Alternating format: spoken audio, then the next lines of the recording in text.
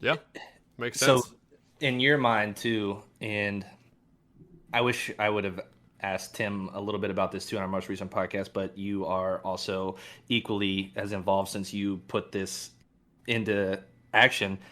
When you're looking at the comp box versus the performance box, I know I've heard some people say, should it be looked at like there's a direct line, or like there's no line, or like there's a dash that connects them? What I guess would be the training or the instruction for you guys when you're separating the composition box from the performance box? This is the trick, right? Is as every music judge is going to put different things in those boxes, right? So if I heard a, just to be basic, if I heard a snare break tick, if there was a mistake, right? Um, is that on the performers or is that on the composition of that snare break? And it was it too hard for the performers? you know, this is just one small example of like the bazillion things we take into account in each box.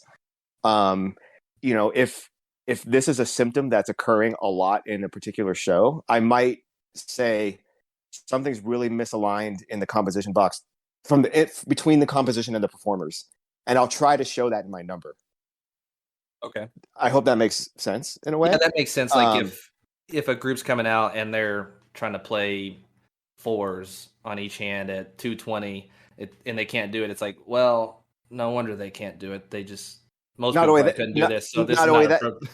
and not only that, are there 30 other instances in the 6 minutes of music or seven where that also happens, where it's severe enough that I have to show it in my number? Like, look, I'm hearing this it's severe enough. I need to show this in my number. Like it's symptomatic in all the subsections. It's symptomatic everywhere. The composition and the performers are not aligned one way or the other, whichever way it may be. Yeah, I got to show that in my number because it's reflective. My numbers tell a story. Our numbers as judges, not just mine. They tell a story to that group of how their composition relates to their performance. It tells a story of the spread there. It tells a story of how far or near they are to the next group, and it tells a broader story of like how all the groups relate, even though in relation to their ranking, I guess. Right. And I'm trying to get all that shown in all the numbers and how they relate between all the groups. Good luck. You know, I think that brings up another point too.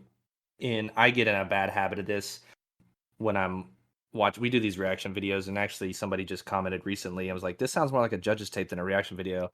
And I replied. I do my best to reply to most of the comments on YouTube that I can. And I basically told him, I was like, "Sorry, dude, this is basically how I react when I watch music ensembles. Like my brain is What watching video and was that on? I listening." must have missed that. It was on the Infinity video. Oh, okay. But it's like basically this is how I react. Like I don't hoop and holler and yell. I give praise when they play really well, but I'm basically just critiquing and analyzing in my brain, and that's how I react to groups. Yep. But we do get in a habit of like, oh, this wasn't that great, or there was a tick here, a tick there.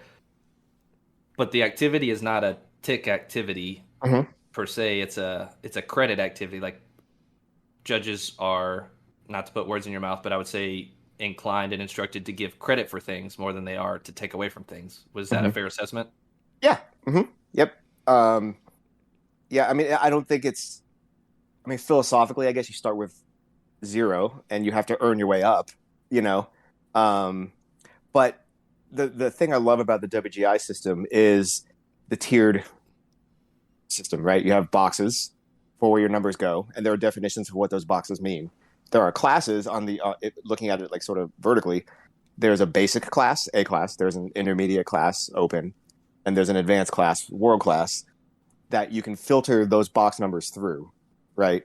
So it's not completely like taking away. It's not completely building up, but it is like, as judges, how do we say that how do we show that we're along this ride with you for 6 minutes? I say this a lot, and I've probably said on some other podcasts, but like every tape I give, you all work on these shows for 6 months. The least I can do is be with you for 6 minutes, right? So like, it's really important that everything that we give you between our numbers and our commentary helps you to the next step, whether it's your first show out or the last show of the year, and you got to think about what you're going to do next year. So that's where I think all of us as judges are coming from. You know, we're trying to reward, we're trying to give commentary, and I don't know if this is like explicit in what they tell teachers and performers. You can look it up in the judges manual, but like each class, and goes back to earlier in our discussion. It's our job to talk to each class in a certain way. So you might have heard these words: teacher, counselor, critic, right? So in A class, our commentary should be guided towards teaching the groups what they need to do. Like, oh, I heard this wasn't quite right, or this. Why don't you try this to fix that? You know, in open class, we're approaching our commentary more as a counselor, and then in world class, we're approaching our commentary more as a critic.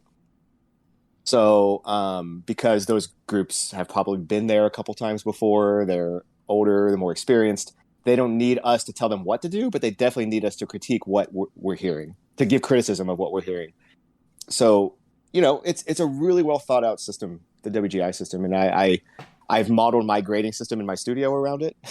You know, Nice. Yeah, because it's really good at if you know what the numbers mean, if you know what the boxes are, and if you know the system, it's really good at giving each ensemble the next thing they need.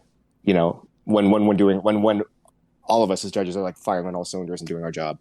And that makes sense too. I just had that quote that popped up in my head, though. It's not the critic that counts. But that makes sense too, because, and this is not an insult on any designer, educator, anywhere, but really you just want to give the best feedback for a group. Say it's A class and a group came out and they just started an indoor percussion program, first or second year, pretty fresh as designers, as educators, as performers.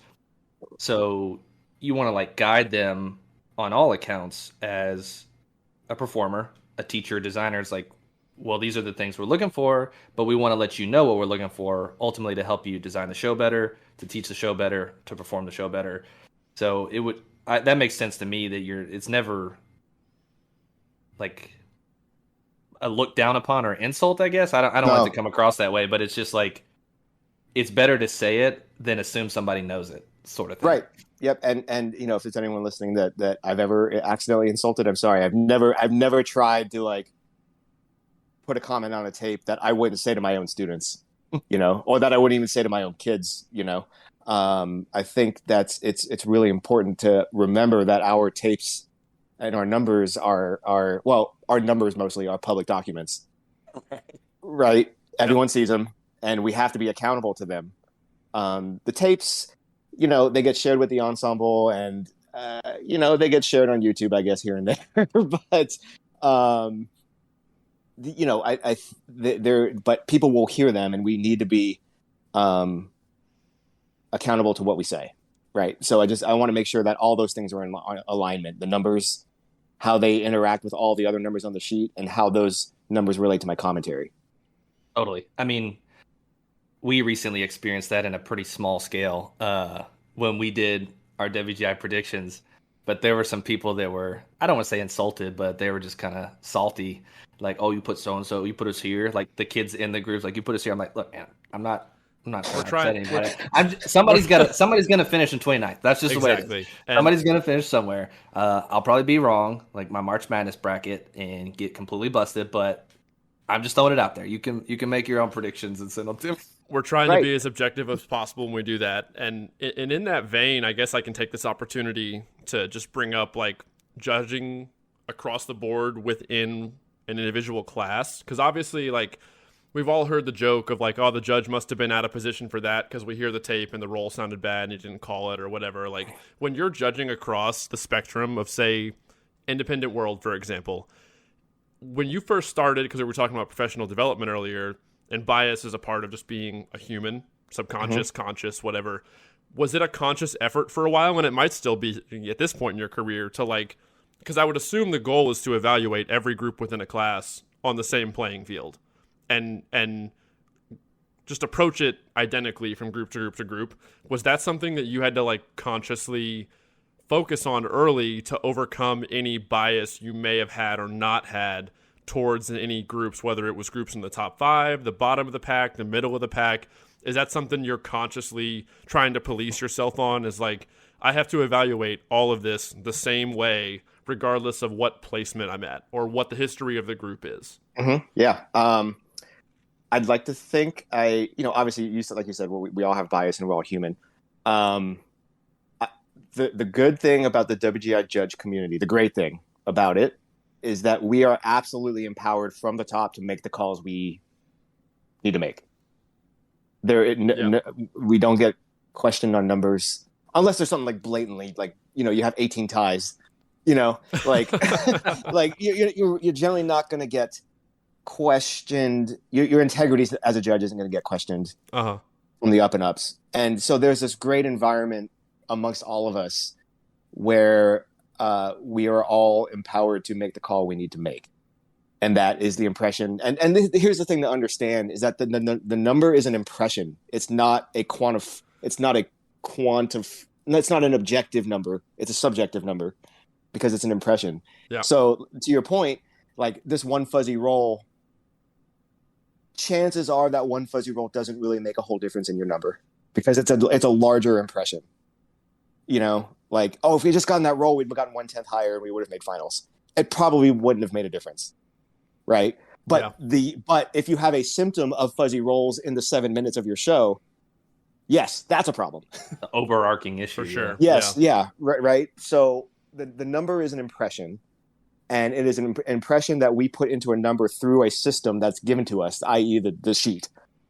So for me, I just look at it as doing my job, like, I don't care if it's Music City Mystique or A-class first time at Dayton group. I'm gonna adjudicate you just as my magnifying glass doesn't get smaller or bigger just because of the name of the group.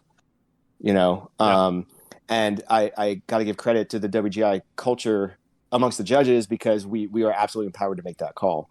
I mean, I judged. My panel mate this year at Dayton was Scott Johnson. We lined up on some things. We didn't line up on some things. He saw things differently than I did. And on some cases, I'm sure, I can't think of any, but I'm sure we were widely different on some things. But that's the system. Yeah. That's the system. And we're just doing the best we can as individual judges in that system. I've given some wild numbers before, and I remember putting these numbers down. And I've given some wild numbers to some groups that maybe aren't used to getting wild numbers. But it's just the way I hear it, and I can explain why and critique, and the groups have generally been understanding of why that number came about, and they use it and move on to whatever they need to do next. I think that's the ecosystem. And if I'm not doing my job, then I'm not.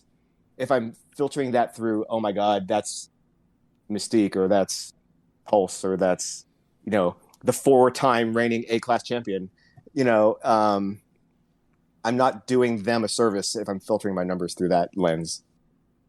Sure. I think that's great to hear, like the empowerment that comes from the top and just the support so that you guys feel the most comfortable you possibly can with, I know the phrase people say is like the show of the night. Well, like, what do you have for me? Like, I'm here today.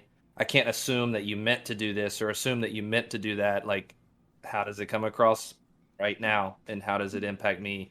And how does the show read today? Yeah. That really is what you would want to hear, and you'd want to see those people with the ordinals that are like, oh well, comp here, performance here. It's not just like 2 2 2 2 2 2 2 2 2 3 3 3 3 3 3. It's like that would, to me, be a pretty big issue in the circuit. Right, and it is. And honestly, if you want to talk about bias, the hardest thing is actually in a seated show to overcome that the first group scored lower than the last group. They may be seated in order. Right. If it's independent world finals, the 15th group came in 15th the night before. Right. But the thing we're always reminded of, and the thing we always talk about before we walk on to judge, is that they're seated, but that not necessarily in your caption. Right. So you have to call it the way you see it, because it's still in a lot of ways in your caption, perhaps an unseated show. So it is kind of hard to overcome that bias of the 15th group is 15th and the last group is first. Before you guys judge, do you know when you're going into it if a group received a penalty the day before? You mean like at Dayton or just anywhere ever? Just Well, I would say Dayton or in general, but mostly Dayton. Like, if you were coming on if somebody was coming on to judge semis, and would they know like, oh, this group was 15th, but they got a 7-point penalty, or is that just like whatever? I mean, yeah, we would generally know that if Okay. if it was enough to change a placement, we would probably know. Gotcha. Not like, oh, make sure that you put them in the right place they should have been. But you know, like, I mean, yes, we see recaps. Okay, like we don't like we see them. Of course, I'm not going to lie and say that we don't look at recaps. But to that end, yes, judges talk after the show, but we never talk about it. It's not like we're trying to influence each other. Yeah, you know, right. Like me and Scott at Dayton. You know, I remember a couple times in the van coming back from open semis, which is like an hour away, right, from Dayton. So we had a long time in the van. Yeah, we'll talk through groups. But it's more like, oh, you called that way? What'd you see? And then he'll explain like, oh, yeah, I guess I didn't see it that way. But like, it doesn't change what I'm doing for that group in the 6 minutes or 7 minutes I'm judging them. It's more of like, oh, wow, okay, Scott saw it that way, I saw it this way. Cool. We trust each other enough to have that discussion, but to also not have it affect what we do.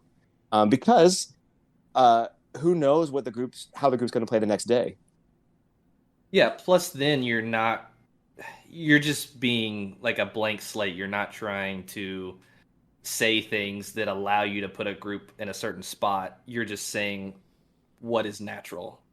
Yeah. Because if you were trying to like, quote unquote, like, I know people talk about it, like slot people or like, oh, so-and-so got slotted this weekend. It's like, that would be so incredibly hard as a judge to even keep straight in my brain. It's like, like to make it.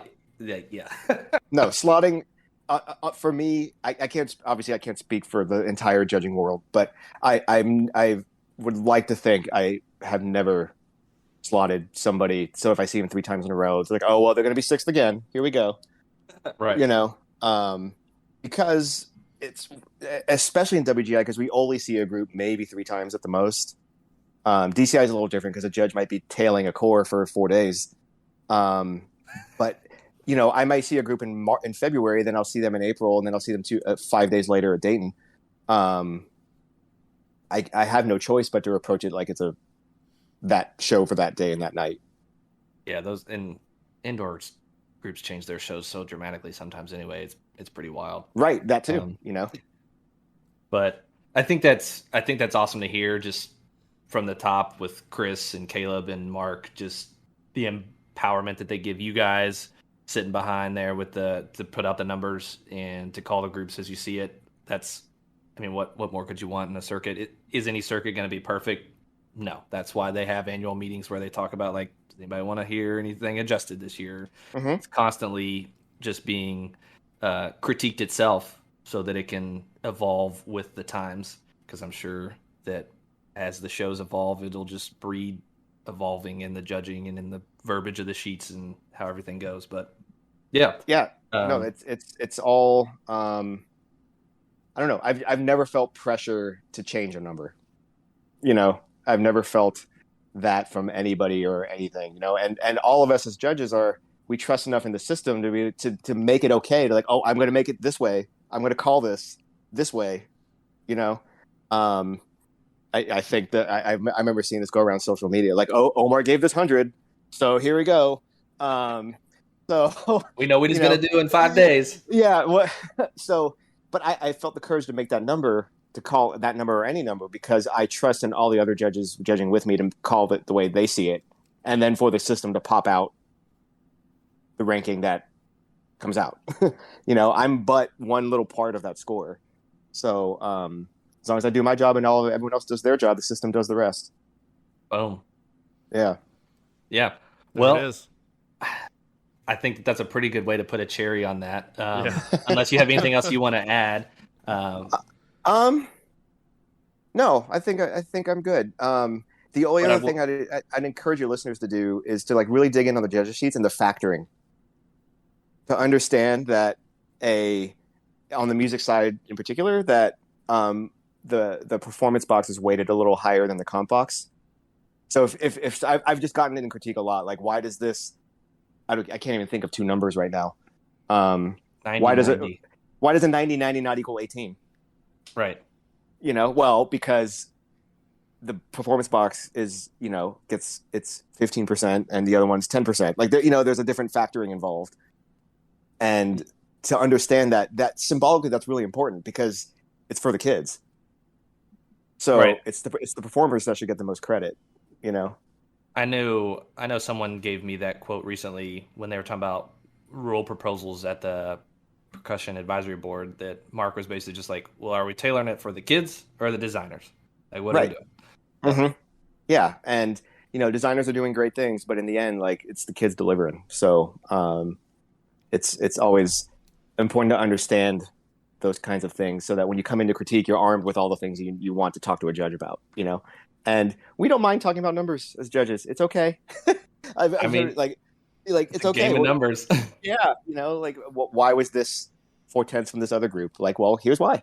If a judge is worth their salt, they can tell you exactly why. Boom. Yeah. There it is. Well, Yeah. Omar, I think that this was very enlightening on a lot of facets to myself and hopefully to a lot of people that are listening. If anybody wants to check out your stuff or anything you've arranged or what you have going on at Furman, how can they find you?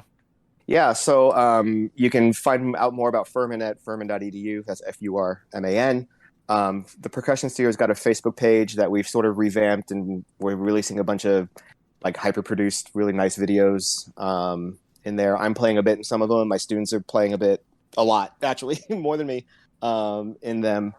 I've got a YouTube channel. If you want to check out some of my past stuff, I keep a playlist of like my compositions and arrangements. If you want to, that's more for me, just so I have a record. But if for some reason you're interested in what I do, you can check that out. And yeah, any high school students, if you're interested in a really academically rigorous but awesome and fun percussion studio to play in, Greenville, South Carolina has that. So feel free to give me a buzz. And it's a beautiful area near Asheville and all that too. So. Oh, it's beautiful. The Furman campus is gorgeous. And it's a great place to be. It's a small liberal arts school, so 2,700 students. If you're looking for that small school experience, but with like a really active percussion studio, we're doing a lot. All right. Heck yeah. Let's bring this one home then. Everybody, aged out or not aged out. Man, let's not screw this up. LoneStarPercussion.com. Discount code aged out. Save yourself some money. Facebook, Instagram, YouTube, podcast services. That's all I got. Omar, this has been great. Everybody else, we'll see you in the next one. Thank you.